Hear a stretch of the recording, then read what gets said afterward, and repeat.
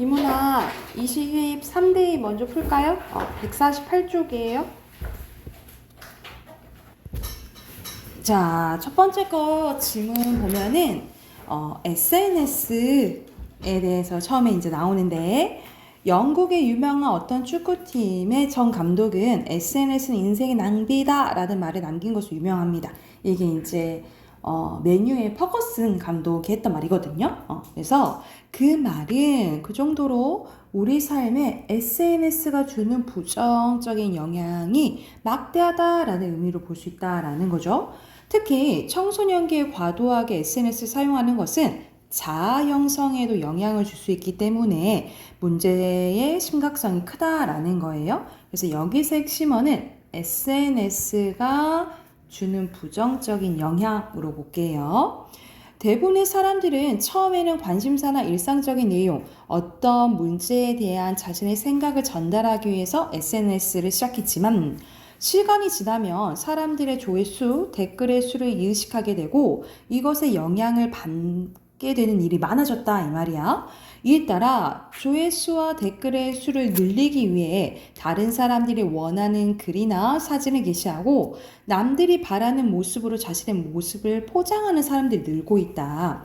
그 정도가 지나치면 결국 나중엔 어떻게 된다 이 말이야. 자신의 진정한 모습을 잃게 될 수도 있다라는 거죠. 그러니까는 만약 현실은 힘든데 그냥 보여주는 것만 막 좋다 좋다 좋다 하면 괴리감 너무 클 거 아니야, 그치? 이럴 수 있다 이 말이에요. 그래서 여기서는 SNS에 이제 문제점이 나와 있는데 이러한 현상을 미국의 사회학자인 찰리 쿨리는 거울자 이론이라고 설명을 했습니다.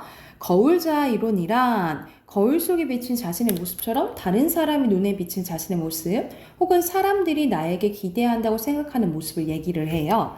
찰스 쿨리는 뭐라고 얘기했냐면 사람들이 거울자의 일부를 흡수해서 자아를 형성해 나가고 다른 사람들의 평가가 어떠한지에 따라 수치심이나 굴욕감을 느끼거나 만족감을 느끼게 된다라고 봤대요. 즉, 사람은 사회적인 관계 속에서 다른 사람과의 상호작용하면서 점차 남들이 보는 자신의 모습을 인식하게 되고 만족감을 얻기 위해서 자신이 본 모습이 아니라 다른 사람이 긍정적으로 평가하는 모습에 맞춰 자신을 바꾸게 된다 이 말이야. 그래서 나를 보는 나도 있지만 다른 사람들이 보는 나를 또 신경 많이 쓴다는 거지, 그치? 이게 거울 자아 이론이에요.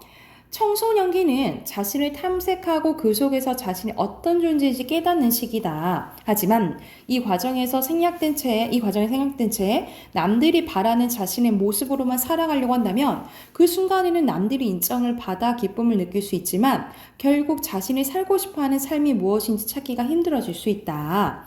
그렇기 때문에 특히 청소년기에는 지나치게 SNS를 사용하여 남들에게 휘둘리기보다는 자신의 모습을 먼저 찾고 튼튼하게 중심을 잡기 위해서 노력해야 된다라는 내용이네요. 핵심어 청소년기라고 볼게요. 그래서 하고 싶은 말이 마지막 청소년들한테 하는 내용이잖아요, 그치? 4문단이 중심 문단이고요. 청소년기의 지나친 SNS 사용에 대한 당부입니다. 자, 밑에 빈칸 거울 자아 이론이었죠. 그리고 2번은 주제 쓰는 건데 청소년기에 SNS 사용을 주의 또는 유의해야 하는 이유 이게 쓰면 되겠죠. 청소년기 SNS 사용을 유의해야 하는 이유 쓰시면 되고 3번이 아닌 거 몇 번일까요? 3번 4번에 거울 자아로 나왔죠. 5번에 4번입니다. 자, 두 번째 거 가볼게요. 두 번째 거는 블랙홀을 관측하는 내용이 나오네요. 자, 공상과학 영화의 단골로 등장하는 게 바로 블랙홀인데, 자, 블랙홀이란 중력이 너무 커서 빛조차도 빠져나갈 수 없는 천체를 가리키는데, 인류에게는 이것을 찾아 나설 기술도, 관측할 기술도 없었기 때문에 긴 시간 동안 이론상으로 존재했는데, 그러다가 아인슈타인이 상대성 이론을 통해 블랙홀을 이론적으로 입증하였고, 최근 일부 국가에 있는 8개 전파 망원경을 통해서 관측할 수 있었다라는 거야. 그러면 자, 의문책입니다. 인류는 어떤 방법으로 블랙홀을 볼 수 있었을까? 그래서 이어진 내용은 블랙홀을 볼 수 있는 방법이 나오겠죠. 자, 우주에 존재하는 천체는 전파를 방출하는데요. 이때 전파 망원경은 그 전파를 모아주는 망원경입니다. 렌즈를 통해 사람의 눈으로 감지할 수 있는 영역에서 천체를 관찰하는 기존의 광학 망원경과 달리 차이점 나오네. 전파 망원경은 커다란 접시 모양의 안테나와 순신기로 전파를 모아 천체를 관측하는데요. 먼 천체에서부터 방출되는 전파를 전파 망원경을 통해 모아 분석하고 거기에서 얻은 정보를 컴퓨터로 영상 처리하는 과정을 거쳐 우리는 눈으로 볼 수 없었던 천체의 크기, 위치, 구성 요소 등 다양한 모습을 관측하게 되는 겁니다. 이러한 무엇을 통해서 전파 망원경을 통해서 블랙홀의 모습을 관측할 수 있다 이 말이야. 먼 우주로부터 오는 전파는 매우 약하기 때문에 이를 효과적으로 모으기 위해서는 전파 망원경의 접시 안테나 크기도 매우 커야 되는데 그 크기에 무한대로 커질 수는 없잖아. 그래서 방법은 여러 개의 전파 망원경에서 관측한 전파를 종합해서 그 결과를 관측하는 방법을 사용을 합니다. 이를테면 거리가 200km 떨어진 두 지점에서 전파 망원경을 설치하고 같은 시간대에 똑같은 천체를 관측하는 거예요. 이렇게 관측한 전파를 컴퓨터로 합성하여 영상 처리하면 지름이 200km인 전파 망원경으로 관측한 것과 똑같은 결과를 얻을 수 있대요. 실제로 블랙홀의 모습을 관측할 때도 이 방법을 사용해서 지구 크기의 전파 망원경으로 보는 것 같은 결과를 얻는다고 합니다. 그래서 핵심은 전파 망원경이에요. 인간은 늘 미지의 대상에 대해서 호기심을 품었고 그것을 해결하기 위해 많은 과학적 기술적 발전을 거듭하고 있다. 그래서 블랙홀을 관찰하기 위해서 전파 망원경을 이용한 것처럼 앞으로도 인간은 우주의 미지의 세계를 탐구하기 위해서 끊임없이 노력할 것이다.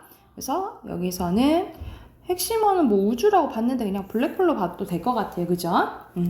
그래서 여기서도 마지막 문단이 중심 문단입니다. 4문단이고요.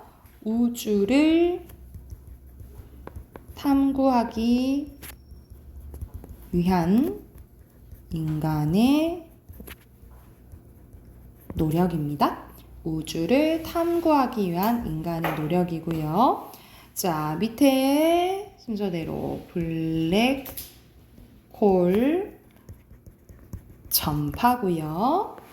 그리고 7번에 전파 망원경을 이용한 블랙홀 관측 방법이고요. 8번에 4번, 9번에 4번이고요. 10번에 4번입니다.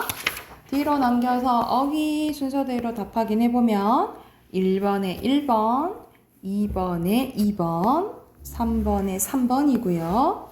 4번의 번호 순서대로 얘기하면 3, 2, 5, 4, 1이고요. 9번에 자, 10번에 천체, 11번에 미지, 12번에 탐색, 13번에 막대, 14번에 관측, 15번에 굴욕감입니다. 여기까지 하고